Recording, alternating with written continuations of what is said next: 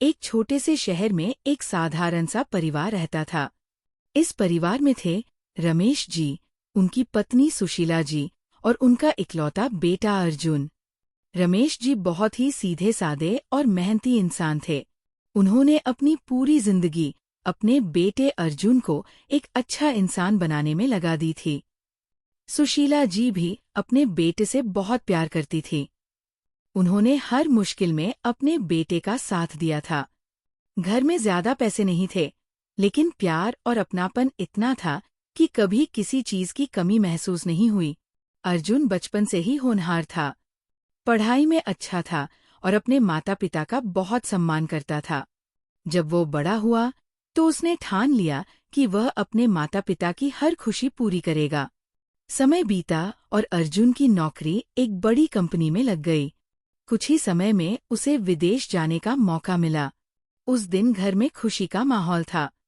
माँ, अब आपकी सारी परेशानियां खत्म हो जाएंगी, अर्जुन ने मुस्कुराते हुए कहा। सुशीला जी की आंखों में खुशी के आंसू थे। बेटा, हमें बस तू खुश रहे, यही काफी है, उन्होंने उसके सिर पर हाथ फेरते हुए कहा। रमेश जी भी गर्व से अपने बेटे को देख रहे थे। जा बेटा, अपना नाम रोशन कर, उन्होंने कहा। अर्जुन विदेश चला गया। शुरुआत में वह हर रोज अपने माता पिता से बात करता था, वीडियो कॉल करता, उनकी हर जरूरत का ध्यान रखता। लेकिन धीरे धीरे जिंदगी बदलने लगी। कुछ महीनों बाद अर्जुन की जिंदगी में एक लड़की आई, नैना। नैना देखने में सुंदर थी, पढ़ी लिखी थी और बात करने में बहुत तेज थी। अर्जुन को वो पहली नजर में ही पसंद आ गई। दोनों की दोस्ती हुई और धीरे धीरे प्यार में बदल गई। एक दिन अर्जुन ने अपने माता पिता से बात करते हुए कहा, माँ, मैं शादी करना चाहता हूँ। सुशीला जी खुश हो गईं। कौन है वो लड़की बेटा? उसका नाम नैना है, बहुत अच्छी है, अर्जुन ने कहा। रमेश जी ने भी कहा, अगर तू खुश है तो हमें कोई दिक्कत नहीं है। कुछ ही समय में अर्जुन ने नैना से शादी कर ली। शादी के बाद दोनों भारत आए और कुछ दिन माता पिता के साथ रहे। शुरुआत में सब कुछ ठीक था। नैना बहुत प्यार से बात करती, सबका ध्यान रखती। सुशीला जी भी उसे अपनी बेटी की तरह मानने लगी थी। लेकिन धीरे धीरे नैना का असली स्वभाव सामने आने लगा। नैना को घर के काम करना पसंद नहीं था। उसे हर चीज में आराम चाहिए था। वह अक्सर कहती, ये सब पुराने जमाने की बातें हैं, मैं यहाँ काम करने नहीं आई हूँ। सुशीला जी चुपचाप सब सुन लेती थी। उन्हें लगता था कि नई पीढ़ी है, धीरे धीरे सब समझ जाएगी। लेकिन नैना का व्यवहार दिन ब दिन बदलता जा रहा था। एक दिन उसने अर्जुन से कहा, तुम्हारे मम्मी पापा बहुत दखल देते हैं हमारी जिंदगी में, मुझे अच्छा नहीं लगता। अर्जुन थोड़ा असहज हो गया। ऐसा कुछ नहीं है नैना, वो बस हमारा भला चाहते हैं। लेकिन नैना ने बात को वहीं नहीं छोड़ा। देखो अर्जुन, हमें अपनी जिंदगी अपनी तरह से जीनी चाहिए। हर बात में मम्मी पापा को शामिल करना जरूरी नहीं है।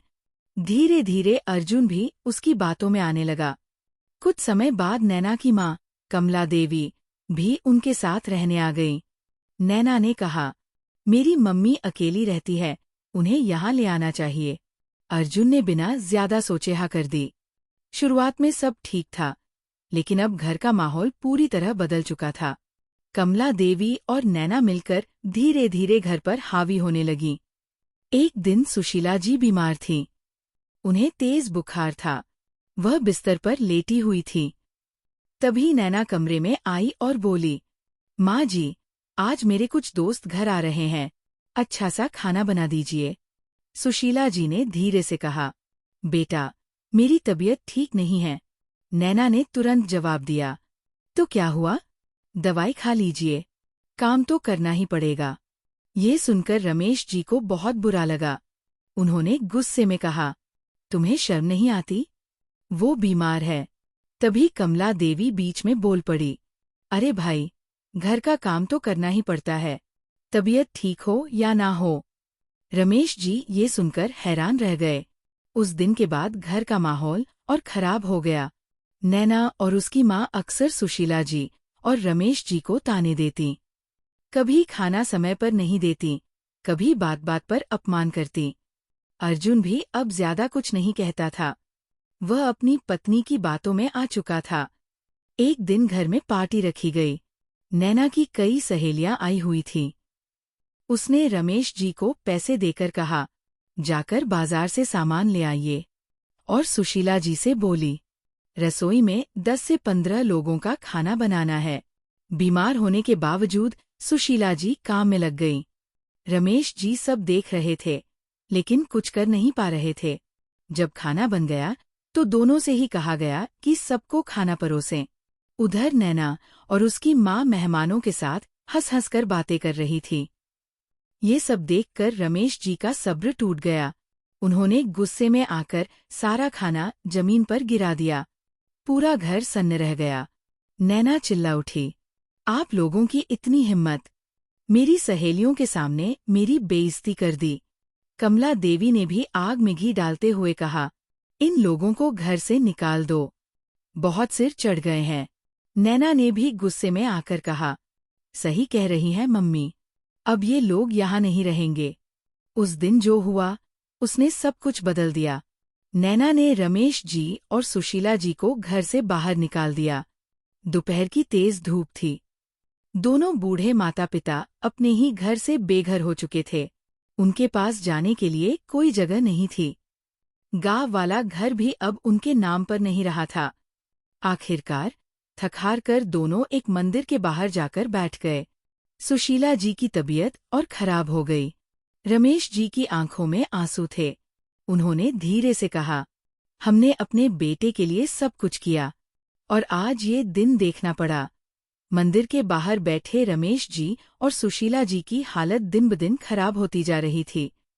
दिन में तेज धूप और रात में ठंडी हवाएं। दोनों बुजुर्गों के लिए हर पल एक नई परीक्षा बन चुका था। सुशीला जी को अभी भी बुखार था। शरीर में इतनी ताकत नहीं थी कि वे ठीक से उठ भी सकें। रमेश जी अपने कांपते हाथों से कभी उनका माथा सहलाते, तो कभी मंदिर के पास से पानी लाकर उन्हें पिलाते। भगवान, हमने ऐसा क्या पाप किया था? रमेश जी आसमान की ओर देखते हुए बुदबुदाए। सुशीला जी ने धीरे से उनका हाथ पकड़ा। ऐसा मत कहिए, शायद ये भी कोई परीक्षा है। लेकिन अंदर ही अंदर दोनों टूट चुके थे। उधर विदेश में बैठा अर्जुन अपनी दुनिया में व्यस्त था। काम का दबाव, नई जिंदगी और पत्नी नैना के साथ समय, इसी में वह इतना उलझ गया था कि उसे अपने माता पिता की हालत का अंदाजा तक नहीं था। लेकिन एक बात उसे बार बार खटक रही थी, माम पापा से बात क्यों नहीं हो पा रही? जब भी वो कॉल करता, फोन बंद मिलता। जब नैना से पूछता तो वो हर बार नया बहाना बना देती। वो लोग गाँव गए हैं, फोन घर पर ही भूल गए हैं, शायद तीर्थ यात्रा पर गए हैं। शुरुआत में अर्जुन ने उसकी बातों पर भरोसा कर लिया, लेकिन अब उसे शक होने लगा था।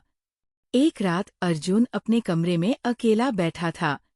उसने अपने फोन में पुराने वीडियो कॉल्स खोले, जहां उसकी माँ हंसते हुए उससे बात करती थी। पिताजी गर्व से कहते थे, मेरा बेटा बहुत आगे जाएगा। अर्जुन की आंखें भर आईं। कुछ तो गलत है, उसने खुद से कहा। अगले ही दिन उसने फैसला कर लिया, मैं भारत जाऊंगा, बिना बताए। उसने नैना को भी इस बारे में कुछ नहीं बताया।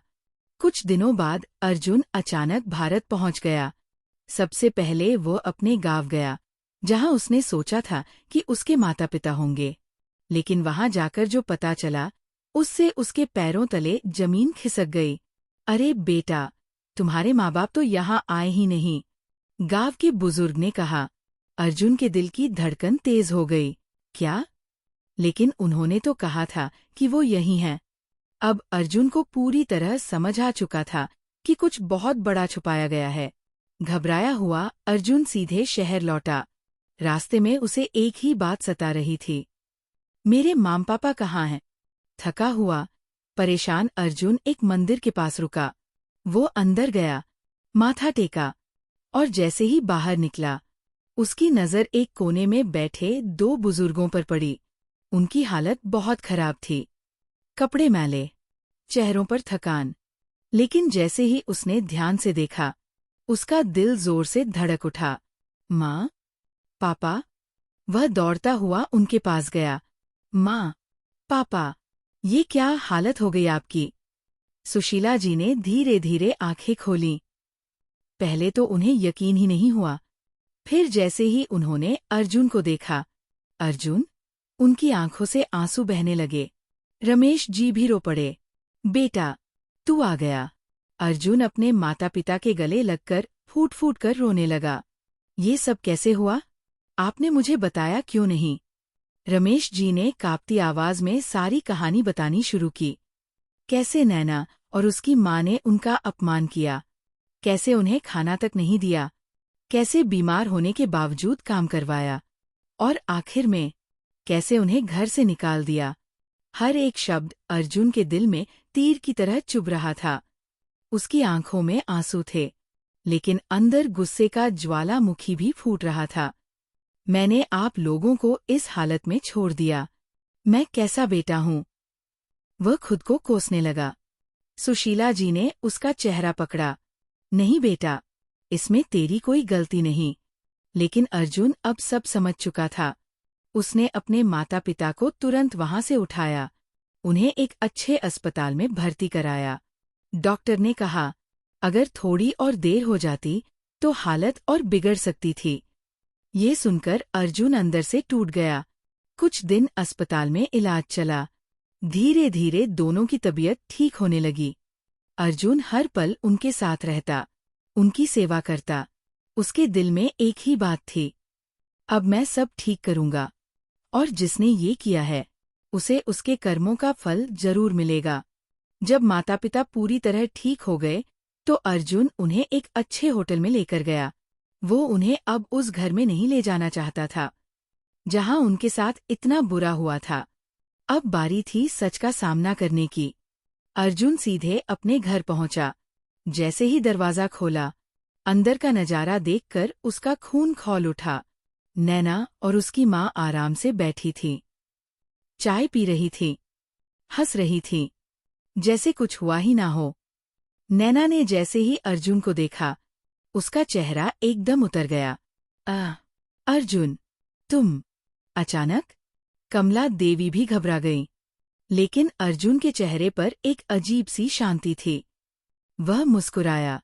हाँ, सोचा तुम्हें सरप्राइज दूं। दोनों ने राहत की सांस ली। उन्हें लगा कि शायद अर्जुन को कुछ पता नहीं चला। अर्जुन ने कुछ नहीं कहा, वह चुपचाप सब देखता रहा। फिर धीरे से बोला, नैना, एक खुशखबरी है। नैना उत्साहित हो गई। क्या? मैं तुम्हें भी अपने साथ विदेश ले जा रहा हूँ। सब तैयारी हो गई है। ये सुनते ही नैना खुशी से झूम उठी। सच? मैं भी जाऊंगी? हाँ, 2 दिन बाद हमारी फ्लाइट है, अर्जुन ने कहा। कमला देवी ने भी पूछा, और मेरा क्या? नैना ने तुरंत जवाब दिया, मम्मी, अब आप अपने घर जाइए। मैंने आपकी काफी सेवा कर ली। ये सुनकर कमला देवी सन्न रह गईं। उन्हें समझ नहीं आ रहा था कि ये वही बेटी है जिसने अभी कुछ दिन पहले अपने सास ससुर के साथ ऐसा किया था। लेकिन अर्जुन चुपचाप ये सब देख रहा था। अब उसके दिमाग में एक योजना बन चुकी थी। अर्जुन अब पूरी तरह शांत दिखाई दे रहा था, लेकिन उसके अंदर क्या चल रहा था, ये कोई नहीं समझ सकता था। उसकी आंखों में एक अजीब सी ठंडक थी, जैसे उसने सब कुछ तय कर लिया हो। उधर नैना खुशी से पागल हो रही थी। मैं विदेश जाऊंगी, नई जिंदगी, नई शुरुआत। वह आईने के सामने खड़ी होकर खुद को देख रही थी। उसे इस बात का जरा भी अंदाजा नहीं था कि ये खुशी कुछ ही दिनों की मेहमान है। अगले 2 दिन घर में सिर्फ पैकिंग और तैयारियों में बीते। नैना ने अपने सारे कपड़े, ज्वेलरी और जरूरी सामान पैक कर लिया। वो बार बार अर्जुन से पूछती, वहाँ हमारा घर कैसा है? कितनी बड़ी गाड़ी है? हम कहाँ घूमेंगे? अर्जुन हर बार बस हल्की सी मुस्कान दे देता, सब मिलेगा, बस थोड़ा इंतजार करो। उधर कमला देवी का मन घबराया हुआ था। उन्हें अपनी बेटी के व्यवहार पर शक होने लगा था। जिसने अपने सास ससुर को घर से निकाल दिया, वह मेरे साथ भी ऐसा कर सकती है। लेकिन अब बहुत देर हो चुकी थी। नैना ने साफ शब्दों में कह दिया था, मम्मी, अब आप अपने घर जाइए, मैं अपनी जिंदगी जीना चाहती हूँ। कमला देवी के पास कोई और रास्ता नहीं था। उन्होंने चुपचाप अपना सामान उठाया और घर छोड़ दिया। फ्लाइट का दिन आ गया। नैना सुबह से ही तैयार होकर बैठी थी। उसके चेहरे पर खुशी साफ झलक रही थी। आज मेरी जिंदगी बदल जाएगी, वो बार बार यही सोच रही थी। अर्जुन ने टैक्सी बुलवाई और दोनों एयरपोर्ट के लिए निकल पड़े। पूरा रास्ता नैना बस सपने देखती रही। विदेश की जिंदगी, नई दुनिया, नया स्टेटस। उसे अपने किए का जरा भी पछतावा नहीं था। एयरपोर्ट पहुंचकर अर्जुन ने सारी फॉर्मेलिटी पूरी की। उसने नैना को टिकट और पासपोर्ट दिया। तुम अंदर जाकर बैठो, मैं बस 2 मिनट में आता हूँ, अर्जुन ने कहा। नैना मुस्कुराते हुए अंदर चली गई। वो अपनी सीट पर बैठ गई। चारों तरफ देख रही थी, लोगों को देख रही थी। अब मैं भी इनमें से एक बन जाऊंगी, उसने मन ही मन सोचा। कुछ देर बीती, फिर और वक्त बीत गया, लेकिन अर्जुन वापस नहीं आया। नैना को थोड़ी बेचैनी होने लगी। कहाँ रह गए अर्जुन? उसने अपने बैग में से फोन निकालने के लिए हाथ डाला। तभी उसे एक कागज दिखाई दिया। ये क्या है? उसने कागज खोला और जैसे ही पढ़ना शुरू किया, उसके पैरों तले जमीन खिसक गई। कागज पर लिखा था, नैना, आज तुम उसी जगह खड़ी हो जहां मेरे माम पापा खड़े थे, अकेले, बेसहारा, बिना किसी सहारे के। तुमने मेरे माम पापा को घर से निकाल दिया, उन्हें भूखा रखा, बीमार होने पर भी उनसे काम करवाया, उन्हें अपमानित किया, उन्हें रुलाया। आज तुम्हें उसी दर्द का एहसास होगा। तुम विदेश जा रही हो, लेकिन वहां तुम्हारा कोई इंतजार नहीं कर रहा। अब तुम्हें समझ आएगा कि किसी को अकेला छोड़ देना क्या होता है। आज से हमारा रिश्ता खत्म। अब तुम अपनी जिंदगी खुद जीना, जैसे मेरे माम पापा ने उस दिन जीने की कोशिश की थी। नैना के हाथ कांपने लगे।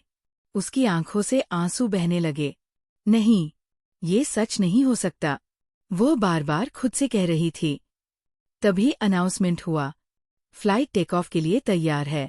नैना उठकर बाहर जाने की कोशिश करने लगी, लेकिन तब तक बहुत देर हो चुकी थी। दरवाजे बंद हो चुके थे। जैसे ही फ्लाइट ने उड़ान भरी, नैना की जिंदगी भी पूरी तरह बदल गई। वह सीट पर बैठी रो रही थी। उसे हर वो पल याद आ रहा था, जब उसने सुशीला जी को अपमानित किया था, जब रमेश जी को धक्के देकर घर से निकाला था, जब उसने हंसते हुए कहा था, ये लोग कितने दिन जिंदा रहेंगे। आज वही शब्द उसके कानों में गूंज रहे थे। मैंने क्या कर दिया? वह खुद को कोस रही थी। उधर अर्जुन एयरपोर्ट के बाहर खड़ा था। उसकी आंखों में आंसू थे, लेकिन दिल में सुकून भी था। आज मैंने अपने माम पापा के लिए न्याय किया। उसने आसमान की ओर देखा, लेकिन वह जानता था, कहानी अभी खत्म नहीं हुई है।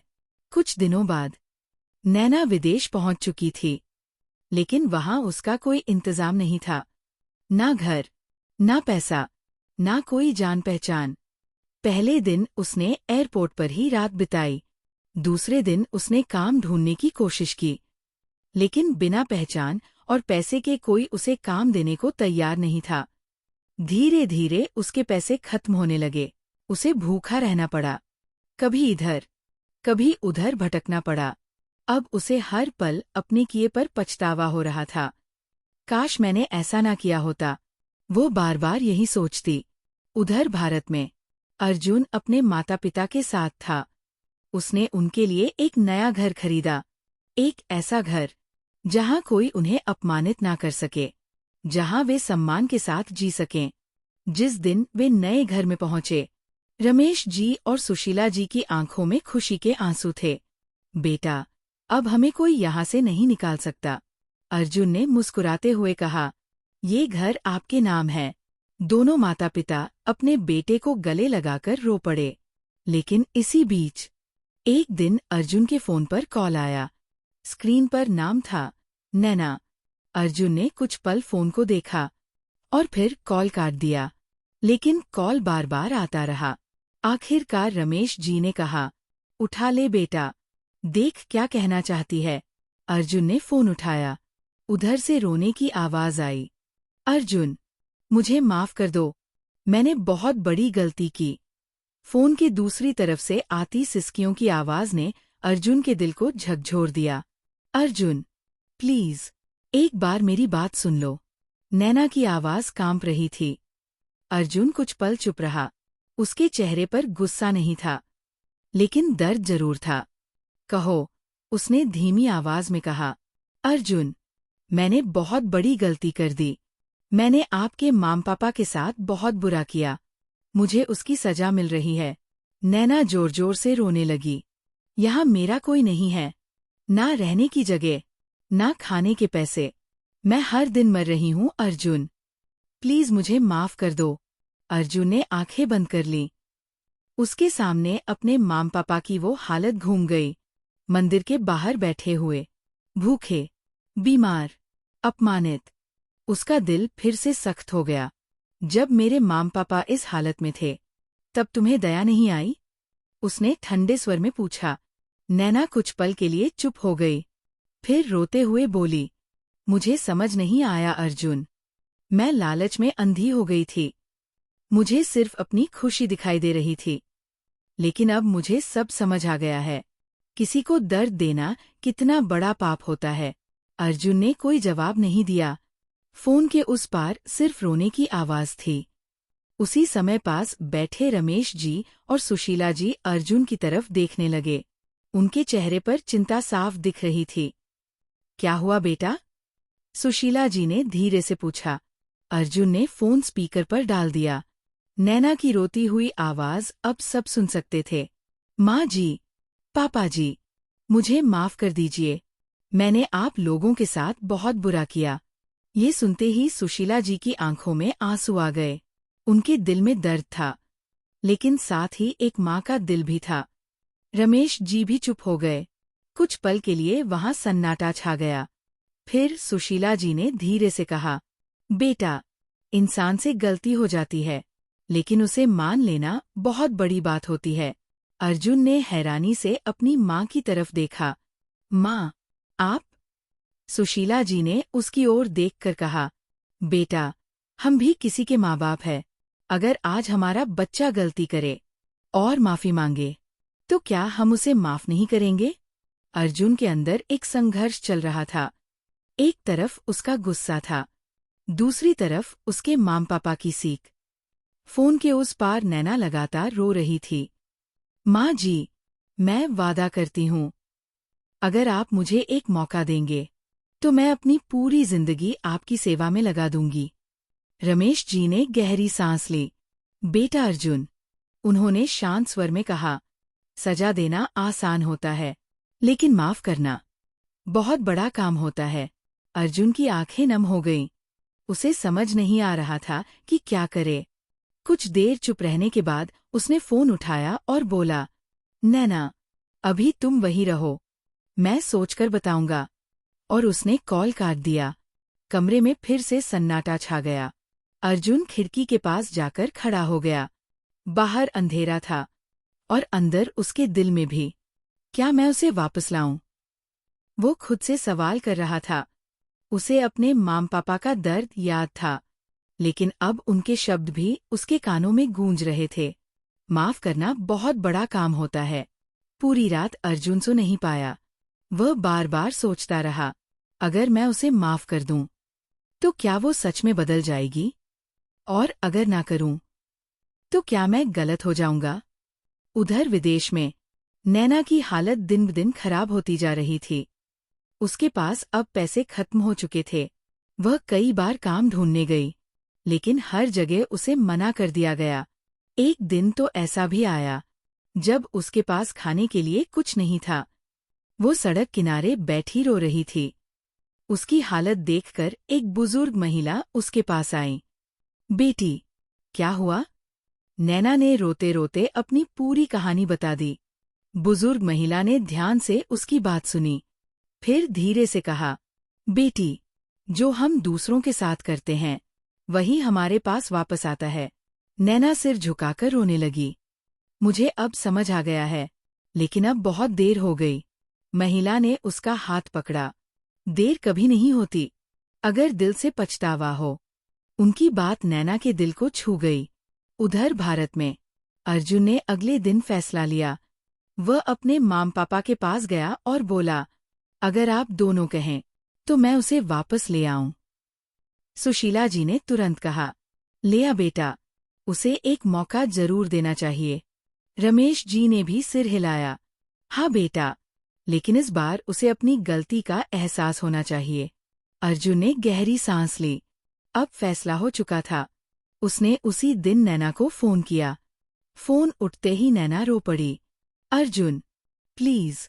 अर्जुन ने शांत स्वर में कहा, मैं तुम्हें वापस ला रहा हूं, लेकिन एक शर्त पर।